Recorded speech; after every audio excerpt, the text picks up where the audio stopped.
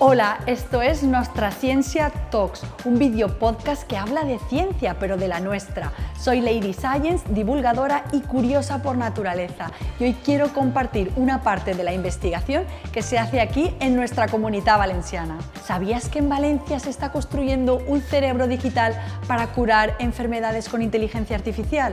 Pues sí, hoy vamos a conocer a los investigadores que están cambiando la forma de entender la ciencia, desde la inflamación que late en nuestro cuerpo hasta la inteligencia artificial que late en los ordenadores. ¿Me acompañas? Bienvenido a Nostra Ciencia Talks.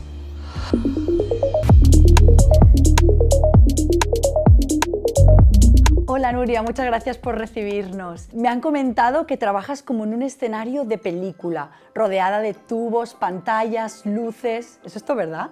Sí, nosotros trabajamos en la plataforma de cromatografía líquida analítica de Incliva, que consta de un equipo de cromatografía líquida de ultra alta presión acoplado a un detector de masas en tándem y permite la detección y la cuantificación de moléculas de hasta unos 2000 daltons de peso en matrices, en muestras muy complejas, en diferentes tipos de muestra. Esto pueden ser moléculas naturales obtenidas a partir de extractos de vegetales, a partir de plantas, a partir de microorganismos, moléculas que hemos sintetizado en el laboratorio, o también podemos detectar esas moléculas que se conocen como biomarcadores y que actúan como huellas químicas en nuestro organismo y se encuentran en sangre, en tejidos biológicos, en distintos fluidos y nos permiten detectar con precisión la presencia de ciertas enfermedades. Qué interesante la cromatografía líquida, es como un mundo. ¿Nos podrías explicar en palabras muy sencillas para que lo entienda un niño de 5 añitos qué hace exactamente la cromatografía líquida y por qué es tan importante para la investigación biomédica? Bueno, pues lo que es la cromatografía líquida de ultra alta presión separa, atravesando la muestra por una columna, separa las distintas moléculas que forman parte de esa muestra. Llega al detector de masas y en este caso ioniza las moléculas, se genera lo que se conoce como un ion parental y luego el equipo filtra este ion parental y además lo rompe en pedacitos y también puede detectar esos pedacitos que van a caracterizar este ion molecular. De tal forma que podemos detectar de forma muy específica una molécula que se encuentra en una muestra muy compleja. Nuria, ¿qué hace único a este servicio de cromatografía líquida y que lo hace tan especial? Esta plataforma podríamos decir que es el nexo de unión entre la ciencia básica y la ciencia médica, ¿no? la medicina aplicada. Permite mejorar el diagnóstico de enfermedades, ajustar los tratamientos. Si nos basamos sobre todo en la medicina personalizada, podríamos decir que mejora esa medicina translacional, ¿no? ¿Qué tipo de patologías son las que estáis más usando la tecnología? Pues actualmente en patologías que tienen un elevado impacto en la sociedad, como pueden ser enfermedades metabólicas, podemos determinar biomarcadores, es decir, moléculas cuyos niveles son importantes para el correcto funcionamiento de nuestro organismo. Entonces, alteraciones de estos niveles nos están indicando que hay una alarma y que se está desencadenando una diabetes o hay un problema de inflamación, etc. Se aplica también mucho en oncología para predecir si un tratamiento está funcionando de forma adecuada sobre un tumor, por ejemplo. ¿Podrías compartirnos algún ejemplo claro en el que la cromatografía líquida haya supuesto un beneficio clínico al paciente? Sí, bueno, por ejemplo, en nuestro caso que desarrollamos nuevas moléculas químicas, en todas las etapas de los estudios preclínicos prácticamente interviene esta infraestructura, sobre todo en las etapas de síntesis de las moléculas para verificar que la estructura química es la correcta, para determinar la pureza y también incluso para monitorizar en el tratamiento cuando lo aplicamos a un modelo de ratón o modelo animal. Entonces, esto sería, por ejemplo, un ejemplo en el área del desarrollo de nuevos medicamentos, que si todo va bien, pues podríamos tener en el mercado una molécula útil, en nuestro caso, para el tratamiento del síndrome metabólico. Pero también tenemos un caso muy bonito, ¿no?, por decirlo de alguna forma, que estamos trabajando con el doctor Gorriz, del Servicio de Nefrología del Hospital Clínico de Valencia, en el que cuantificamos la función renal. ¿Colaboráis con otras universidades extranjeras? Sí. Nosotros colaboramos, por ejemplo, con el Instituto Pasteur de Lille en el desarrollo de moléculas, con Argentina también, con la Universidad Nacional de Tucumán, etc. ¿Qué desafíos y retos tenéis hoy en día para poder identificar cada vez moléculas más pequeñas o más complejas? Es importante la preparación de la muestra, es un proceso en ocasiones, porque si es muy compleja la matriz, pues hay que prepararla. Es importante, o sería interesante todavía, aumentar esa sensibilidad del equipo, y sobre todo yo creo que es un avance que se va a ir mejorando, sobre todo ahora con el avance de la IA, ¿no?, que es la tecnología en sí. El equipo es muy complejo de utilizar, entonces requiere de personal muy especializado. Y en un plazo de 5 y 10 años, ¿cómo ves que podría evolucionar la cromatografía líquida? Pues creo que los equipos serán más fáciles de usar, espero que sean más baratos, serán de un tamaño más reducido, y creo que se emplearán en la detección de miles de moléculas, de nuevos biomarcadores que se habrán encontrado, y que ayudará mucho en la predicción de enfermedades, en el diagnóstico y en la evolución del tratamiento. ¿Qué le dirías tú a un ciudadano que piensa que lo que hacemos en los laboratorios está muy alejado de su vida cotidiana? Pues yo le diría que, aunque no lo vea, un laboratorio de investigación está detrás de casi todas las facetas de su vida. En nuestro caso, por ejemplo, este tipo de plataforma pues está detrás desde el desarrollo de un fármaco, así que si se somete a un tratamiento y se tiene que administrar un fármaco, detrás de todas las etapas participará una plataforma similar a la nuestra. En el diagnóstico de enfermedades, porque son capaces de diagnosticar con precisión los biomarcadores. También en la salud alimentaria, nos olvidamos de esto porque estamos más enfocados al desarrollo de fármacos, pero también este tipo de equipos son capaces de analizar la presencia de pesticidas. Y bueno, en el día a día. En todo, ¿no? Yo diría, vamos, que al final, la ciencia básica de los laboratorios está presente en todo, en todas las facetas de nuestra vida, desde lo que comemos hasta lo que llevamos de ropa, bueno, vamos, todo. Exactamente. Pues qué interesante, Nuria, desde luego que el INCLIVA, ¿no?, cuente con este tipo de infraestructuras tan punteras y que lo tengamos aquí en Valencia, es un auténtico lujo, ¿no? Sí. Enhorabuena por todo el trabajo que realizáis desde el laboratorio todos los días. Muchas gracias a vosotros. De las moléculas invisibles que nos ayudan a entender el cuerpo, pasamos a la investigación que intenta prevenir enfermedades antes que aparezcan. Y para eso seguimos en INCLIVA, con una científica que lleva toda una vida investigando cómo la inflamación puede alterar el ritmo del corazón.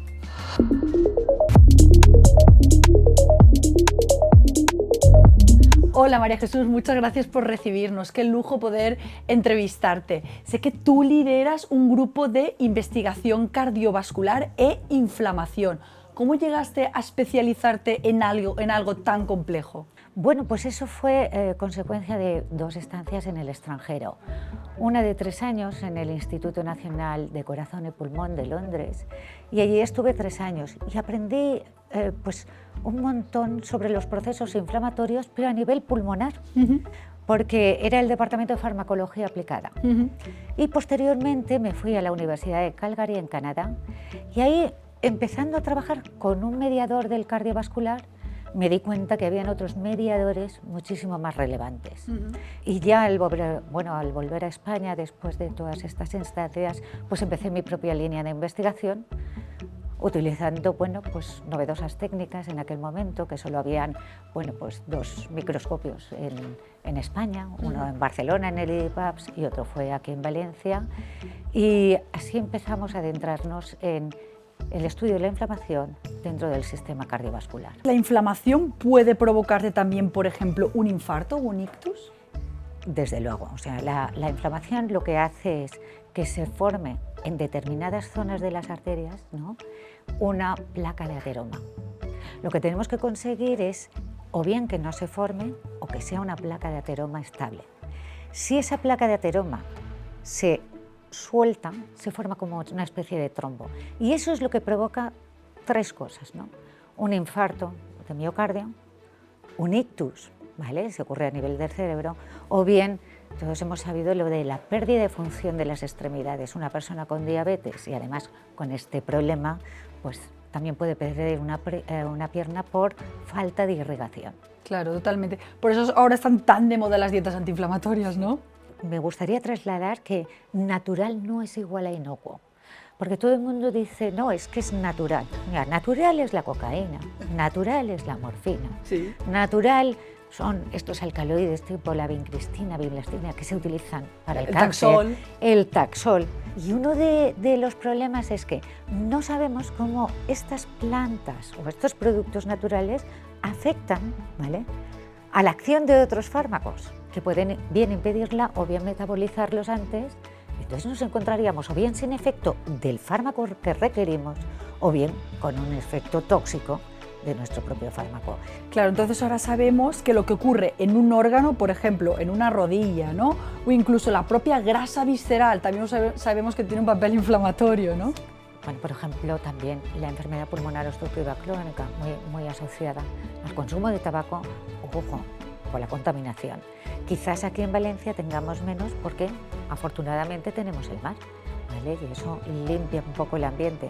Ciudades como Madrid, ¿vale?, que están mucho más contaminadas, hay mucho más riesgo de generar EPOC.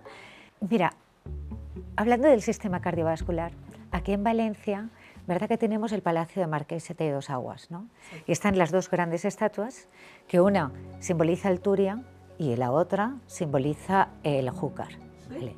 Bien, el Turia y el Júcar son la vida de Valencia, ¿no?, porque nos dan, todas las acequias, nos irrigan, tenemos agua y podemos irrigar nuestros campos. Pero el Turia y el Júcar también es la muerte de Valencia, cuando vienen todas las inundaciones. Entonces eso es el sistema un poco cardiovascular, ¿no? Qué buen símil, me ha encantado. Vamos, que has hecho un trabajo y una labor de investigación increíble, con impacto internacional. De hecho, te han hecho miembro honorífico de la Sociedad Europea de Farmacología, ¿no? Bueno, actualmente soy la presidenta, porque no soy la presidenta electa, soy la presidenta. Y bueno, la verdad es que ha sido un gran honor, porque hasta ahora ningún farmacólogo español había ocupado ese puesto. Pero bueno, intentamos hacerlo lo mejor posible y eso ocurrió, en 2022 fui presidenta electa, votada por mis compañeros, y en este momento, desde junio del año pasado, presido esta institución europea. Qué gran orgullo para ti como farmacéutica y como valenciana, ¿no? Bueno, como valenciana me siento muy orgullosa. Además, yo hago patria siempre, siempre. Yo también. Y gracias a eso, la mayoría del comité ejecutivo y muchos amigos ingleses y canadienses y este fin de semana australianos han venido a conocer Valencia, ¿no? Porque cuando yo me fui al Reino Unido, nadie sabía dónde estaba Valencia. Yo tenía que decir, misma altura que Madrid, más o menos, y en la costa. Pero nadie.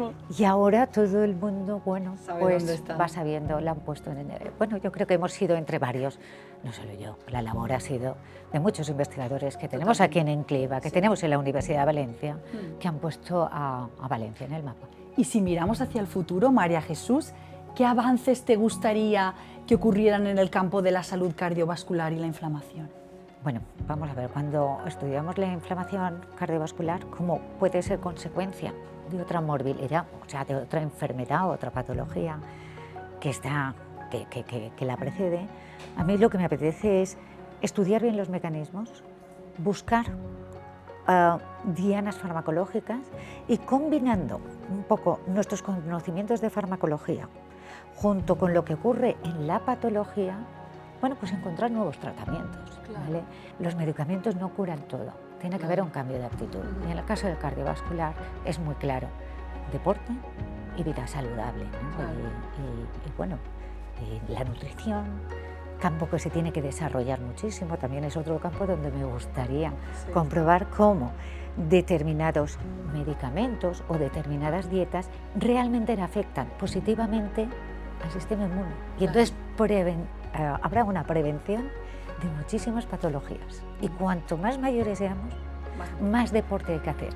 Y en cuanto a la identificación de biomarcadores predictivos, ¿piensas que podríamos encontrar alguna molécula que prediga esta posibilidad de infarto? Yo creo que ahí se tiene que investigar mucho. No lo que te he dicho, no tanto el infarto. Mira, por ejemplo, en una de las patologías que estamos trabajando es que ahora está muy extendida, muy asociada a la obesidad, porque es el hígado graso no alcohólico. Bien, ahí la única forma de diagnosticarlo es haciendo una biopsia hepática. Es decir, lo que tenemos que hacer es buscar biomarcadores que impidamos esa intervención que es cruenta, ¿vale? Y ahí estamos trabajando. Si detectamos la patología pronto y también la investigamos más porque hasta ahora no tiene tratamiento farmacológico, ojo, y encontramos el tratamiento farmacológico, podremos prevenir. Claro. ¿Vale? ¿Qué le dirías a un ciudadano que ve la labor que hacemos en los laboratorios como muy alejada de su vida cotidiana? Bueno, puede que esté alejada de su vida cotidiana, pero somos muchos, o sea, se está invirtiendo mucho dinero y somos muchos los que estamos trabajando, que vamos poco a poco, pero uniendo, poco a poco, pero uniendo, y al final sí que se llega a un tratamiento. Veamos hoy en día que muchos de los cánceres están tratados. Otros se necesitan, por ejemplo, un glioblastoma, si lo tienes a nivel cerebral, bueno, tenemos que investigar más. Un cardiovascular, bueno, vamos a ver cómo inhibimos el desarrollo de la placa de ateroma, entonces probablemente tendremos menos infarto. Queremos saber, por ejemplo, por qué las mujeres son más propensas a tener un ictus frente a los hombres, cuando teóricamente para un infarto estamos más protegidas. Bueno, hay todo un campo ahí que estamos investigando y que va a dar muchísima información y muchísima, ¿cómo diría?, perspectiva de vida. Y esperanza también, Y ¿no? esperanza de vida. Una vida y un envejecimiento saludable, que es lo más importante, a toda la población, especialmente a los países desarrollados, porque otra cosa son los países que no están tan desarrollados. Claro. Bueno, muchísimas gracias, María Jesús. Ha sido muy bonita y muy ilustrativa toda tu explicación y vamos hablando. Bueno, pues, a seguir trabajando. Muchas gracias a vosotros. De los vasos sanguíneos que protegen la vida a los microorganismos que la amenazan, porque la salud también se cuida a escala microscópica.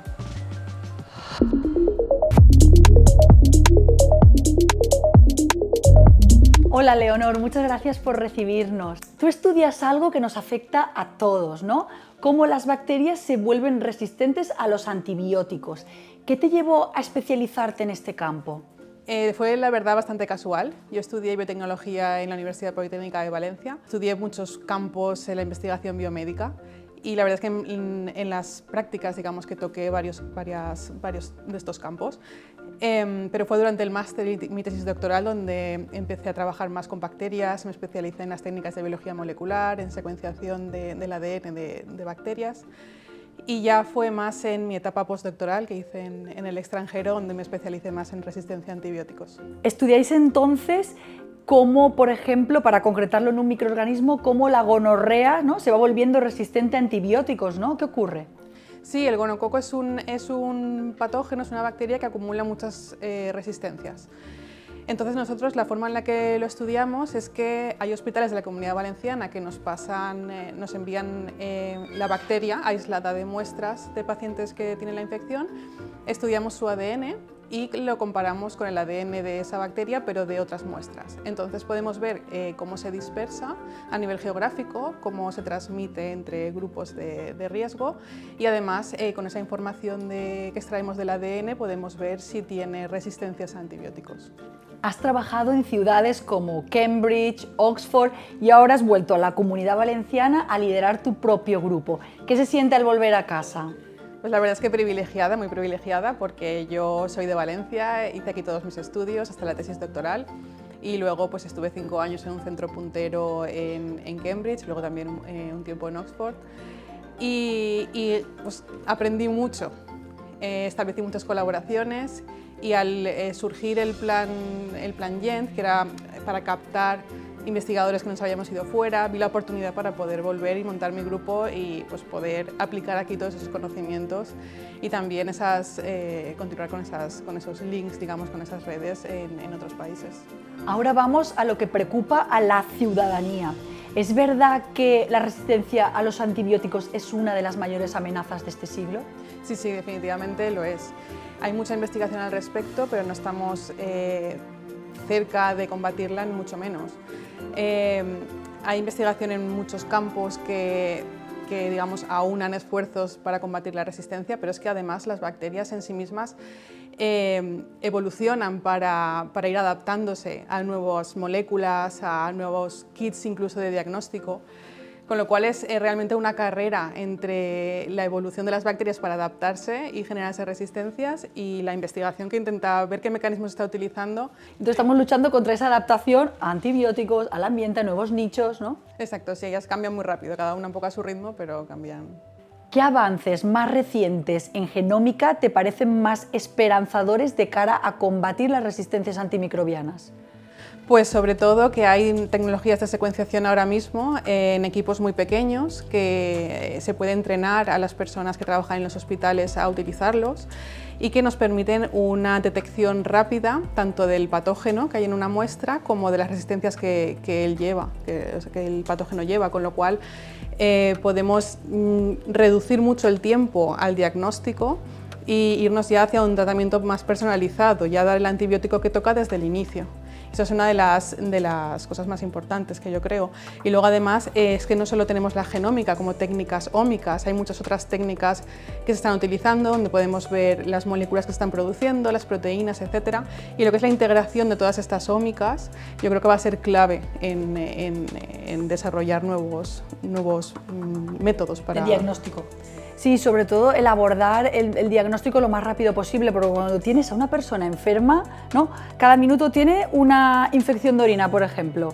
Cada minuto cuenta, ¿no? Porque la persona está sufriendo con la infección. Entonces, cuando antes le demos el antibiótico adecuado, antes empieza a mejorar, ¿no? Y antes siente alivio. Ahora estamos viendo que con el desarrollo de la IA se abre un campo de posibilidades increíble.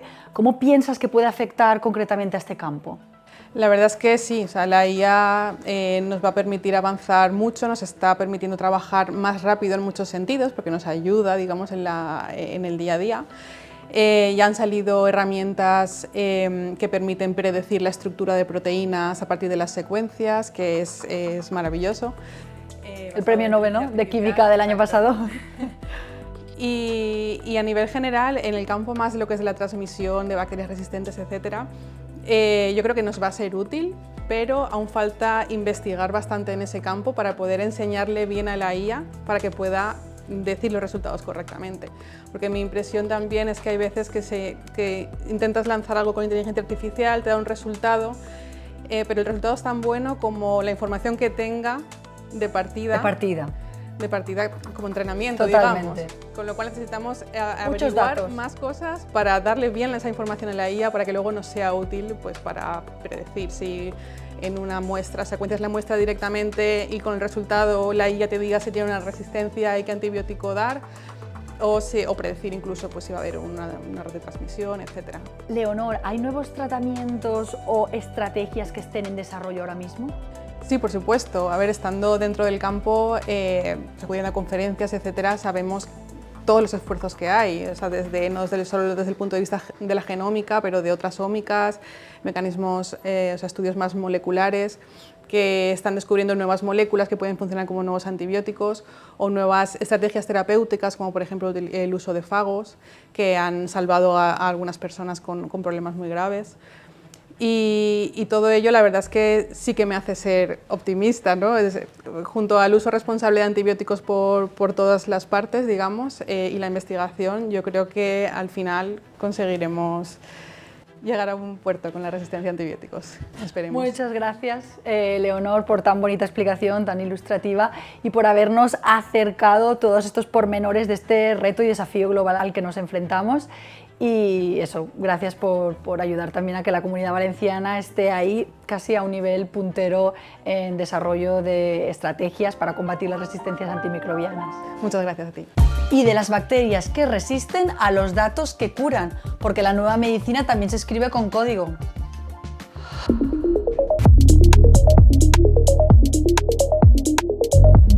Hola Ana, hola Amadeo. Estar aquí impresiona, ¿no? Todo lleno de cables, de cajas con luces, refrigeradores. ¿Qué es todo esto? Pues bueno, se trata de una infraestructura de altas prestaciones donde se juntan datos clínicos, imagen, para poder realizar modelos basados en inteligencia artificial. ¿Para qué? Pues con el fin de poder predecir enfermedades. Es como un centro de supercomputación biomédica, ¿no?, en el que procesáis imágenes. Sí, efectivamente, pero no solo imágenes, también procesamos cualquier dato que sea relevante, ¿no? Pues dato clínico, dato genómico. Claro, y predictivas, ¿no? Es como un cerebro tecnológico que nos ayuda a mejorar nuestra capacidad clínica, ¿no?, de diagnóstico, de tratamientos, ayuda en todos los ámbitos 360 grados, ¿no?, de la salud. Así es, los modelos predictivos lo que hacen al final es darle al clínico esa herramienta de apoyo a la decisión, que le va a ayudar pues, a predecir cómo va a evolucionar una enfermedad en un determinado paciente o cómo va a responder a un tratamiento concreto. Hola Amadeo, tú lideras la parte técnica, ¿no? ¿Cómo se construye algo tan complejo y a la vez tan sensible? Pues mira, la verdad es que para diseñar esto nos hemos basado en lo que habéis comentado, de que al final esto es como un gran cerebro digital y bueno, pues a partir de eso nos da las directrices a seguir con el diseño, ¿no? Hay que garantizar que puede hacer su función principal, que básicamente es recibir datos, procesarlos y ponerlos a disposición, compartirlos, enviarlos, y para esto es muy importante poder garantizar que va a tener siempre un suministro energético y de refrigeración. Y lo mismo desde el punto de vista del control de acceso, ¿no? Hay que controlar que no se puede acceder desde fuera ni a nivel físico ni a nivel digital. Entonces, este cerebro digital lo pueden usar tanto los hospitales valencianos, ¿no?, sobre todo la FE, que es donde se aloja, como también organismos nacionales e internacionales. Sí, esa es la idea. O sea, ha nacido un poco por las necesidades nuestras propias, pero al final la idea es que esto pueda ser aprovechable por toda la comunidad científica. Al final es muy complicado tener estos recursos, no es habitual tenerlos por ahí, muchos otros centros e investigadores no tienen estos recursos y se ven obligados a recurrir a sistemas como la nube y dependencias de terceros, y con esto lo que conseguimos es tener una infraestructura tan singular en un entorno sanitario donde está todo el potencial de la investigación biomédica y que podemos poner a disposición de otros investigadores que no tienen acceso a estas infraestructuras de forma tan sencilla. ¿Estas máquinas van a usar inteligencia artificial? Es decir, ¿van a necesitar un entrenamiento con datos para poder predecir y servir de herramienta diagnóstica o de apoyo? Las máquinas son las que nos van a permitir a nosotros entrenar modelos de inteligencia artificial para resolver problemas, generar modelos predictivos. Ese es el objetivo de este centro, que de hecho es un centro de supercomputación, como bien os he comentado antes, y eso pues trae una serie de diferencias respecto a un centro de procesamiento de datos tradicional, y principalmente es porque está pensado para albergar GPUs, que son las máquinas, las herramientas que utilizamos para poder entrenar esos modelos. Ana, seguro que estas infraestructuras impulsan colaboraciones internacionales. ¿Qué tipo de proyectos pensáis que podéis atraer? Así es. Lo que esperamos es poder presentarnos a proyectos de investigación de ámbito nacional o internacional, donde podamos además ofertar nuestra infraestructura como nodo federado. Por lo tanto, sí, esperamos obtener muchas colaboraciones tanto de ámbito nacional como internacional. Si lo he entendido bien, entonces vais a construir como un atlas de imágenes biomédicas, ¿no?, disponibles en abierto para todos los investigadores. ¡Wow! ¡Qué interesante! ¿eh? Así es, de eso trata la infraestructura EUCAIN. Es un proyecto a 4 años financiado por la Comisión Europea. Consta de 36 millones de euros y cuenta con 76 socios de toda Europa. ¡Ostras! Y vosotros sois uno de los socios. Nosotros no solo ocupamos el liderazgo científico del proyecto, sino que somos además uno de los socios más fuertes, ¿no?, dentro del consorcio, junto con EIBIR, que es una sociedad europea de imagen biomédica. Viendo todo esto, ¿diríais que la Comunidad Valenciana se está convirtiendo en un referente de investigación biomédica? Absolutamente. Ahora mismo creo que la Comunidad Valenciana está siendo punta de lanza en todo el tema de imagen médica y servicios computacionales asociados a la inteligencia artificial. Es cierto que ha habido muchas instituciones públicas que nos han apoyado. Estas son nuestras consellerías y dentro de nuestras consellerías también nuestra propia institución, y también hay que dar las gracias sobre todo a que también somos infraestructura científico-técnica singular. Esto es un sello que da el Ministerio de Ciencia e Innovación y somos ICTS desde el año 2018.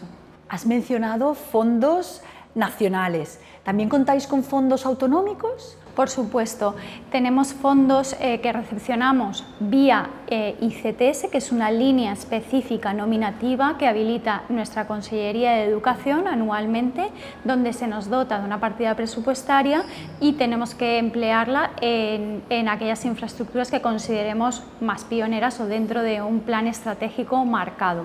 ¿Y qué dirías tú ahora, Amadeo, en cuanto a qué hace único, qué es singular de este centro de supercomputación a nivel nacional, por ejemplo? Pues te diría que no solo a nivel nacional, sino a nivel mundial no conocemos centros de supercomputación en un hospital, en un entorno sanitario de estas características. Entonces creo que eso nos hace únicos completamente y al final es eso, es acercar estas prestaciones computacionales a los investigadores. Amadeo, ¿podrías ponerme un ejemplo sencillo de cómo va a beneficiar tener este centro de supercomputación biomédica a un paciente que llega a la consulta de su médico? ¿Cómo se traduce este potente análisis de datos en el paciente que llega a su consulta? Pues los modelos que desarrollamos aquí con la inteligencia artificial, al final lo que permiten luego es poder implementarlos en la práctica clínica y que su ejecución sea muy rápida. Entonces, por ejemplo, pues en el día a día, cuando adquieren a pacientes en los equipos de resonancia, ya tenemos sistemas que ayudan a planificar al técnico la adquisición para que sea automática. De este modo minimizamos la mala planificación o no ajuste fino, y esto va a permitir luego que se pueda informar mejor la prueba. Entonces el paciente aquí se beneficia de una mayor calidad en su diagnóstico. Así es, Valencia casi en el centro de referencia de la investigación biomédica española, ¿no? Y internacional. Y como buque insignia de la imagen médica, la inteligencia artificial y la extracción de todo lo que son las características medibles dentro de la imagen, conjugada con los datos clínicos, genómicos y otras ómicas que son necesarios para esos modelos predictivos y esa ayuda clínica para una finalidad muy concreta, que es que los pacientes vivan mejor. Pues muchísimas gracias, Ana y Amadeo, por vuestro tiempo, habéis sido muy amables. Gracias. Y de la inteligencia artificial que acelera la ciencia a la innovación que salva vidas, incluso antes de que empiece una operación, porque a veces un pequeño tubo puede marcar la diferencia entre una intervención complicada o una tranquila.